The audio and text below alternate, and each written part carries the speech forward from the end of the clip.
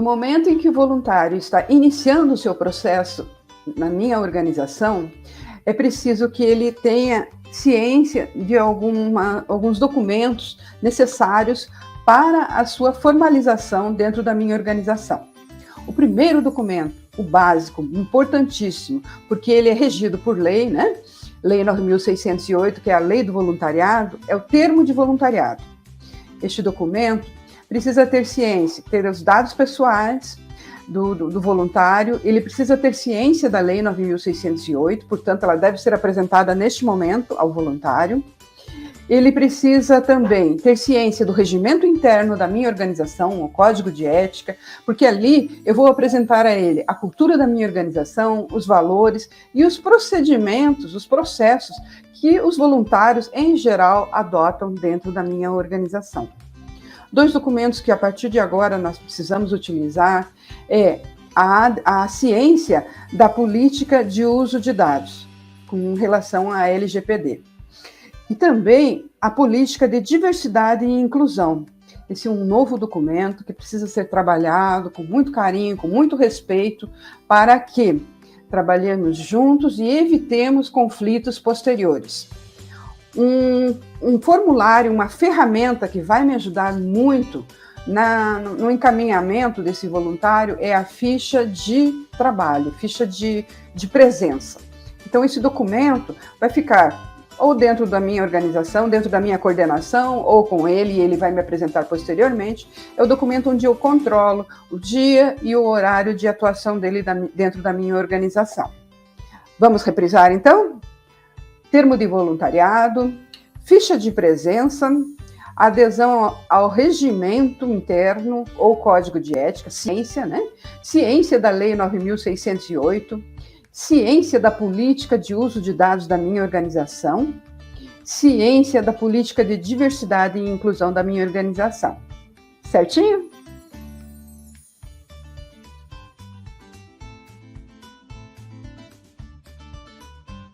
O termo de adesão com serviço voluntário, ou termo de voluntariado, é um contrato assinado entre a organização e a pessoa física que se voluntaria, né, a prestar serviços, a destinar suas horas de trabalho para aquela instituição.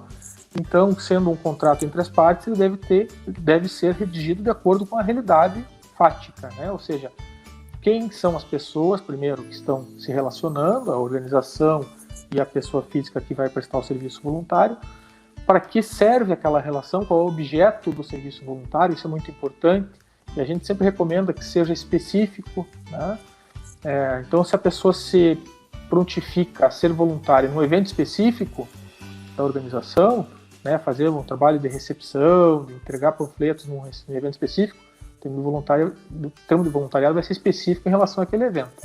Se depois tiver um outro evento, a pessoa vai assinar outro termo de voluntariado, né? Significa que o serviço voluntário tem que ser esporádico para a organização? Não significa isso, tá? Se o serviço voluntário ele pressupõe uma recorrência, por exemplo, a pessoa se voluntaria a 2 vezes por semana atender as ligações que são feitas na sede da organização, né, fazendo um serviço voluntário de telefonista. Não há problema. Ele vai assinar, então, esse termo de voluntariado dizendo, olha, 2 vezes por semana, de preferência especificando os dias, terças e quintas, por exemplo, das 14 às 18 horas, estarei lá e vou atender telefone e etc. Né? Por exemplo, um prazo de validade de 1 ano do termo de voluntariado, que a gente sugere também que os termos de voluntariado tenham prazo de validade. Tá?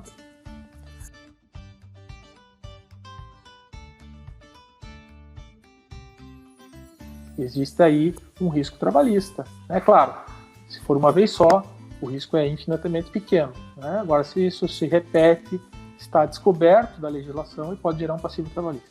O que acontece com essa pessoa que se voluntariou a atender telefonemas por 2 dias da semana? E ao invés disso, passa a atender 3 vezes por semana, 4 vezes por semana. Tá gerando um risco trabalhista também. Então, além do termo de voluntariado ter que prever o que a pessoa vai fazer, esse termo de voluntariado tem que ser observado sob pena de a instituição estar assumindo, na verdade, um risco trabalhista e previdenciário. Qual é o risco? O risco é a pessoa depois entrar com uma ação trabalhista e comprovar que tinha um vínculo de emprego, portanto deveria ter carteira assinada, por descumprimento do termo de voluntariado. E a organização tem que pagar todos esses reflexos, tá?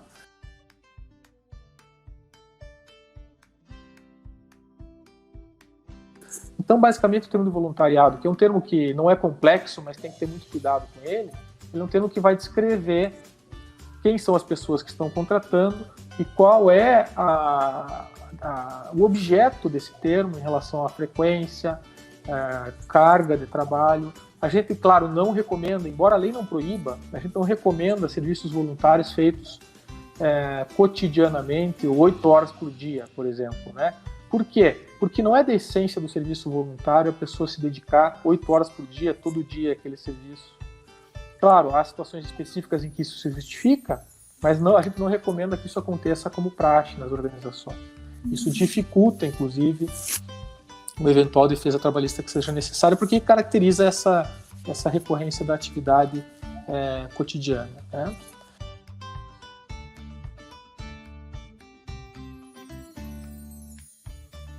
Vem a questão da LGPD, né? Porque sim, a partir do momento que a organização ela obtém dados de pessoas físicas, e nesse caso obtém dados de um voluntário ou dos seus voluntários, ela está tratando dados pessoais.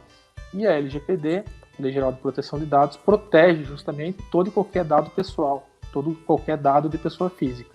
Protege de que forma? Protege proibindo que a pessoa jurídica que captou esse dado faça uso desmedido desses dados, dessas informações, não cuide desses dados adequadamente. Então, a partir do momento que dados pessoais entram na organização, os dados do voluntário, por exemplo, esse voluntário ele tem o direito de decidir como esses dados vão ser utilizados pela organização. Então, para que a organização possa utilizar esses dados da forma como ela acha que devem ser utilizados, ela precisa do consentimento dessa pessoa, tá? Então é importante, especialmente a partir de segunda-feira, quando entrou em vigor o capítulo das sanções da LGPD, né, que já está em vigor desde o ano passado, é importante que os termos do voluntariado, de acordo com a realidade de cada organização, evidentemente, prevejam o consentimento da utilização das informações desse voluntariado, seja para relatórios, por exemplo, né, de atividades voluntárias, o nome, o CPF, enfim, todas as informações. Se a organização pretender usar esses dados, é preciso ter o consentimento do voluntário. Uma coisa que é mais comum ainda, a utilização da foto, né, da imagem, da voz, enfim, do voluntário nas situações cotidianas da organização, precisam ter consentimento, precisam estar bem estruturadas, pode ser já desde o termo de voluntariado, sem problema. Então,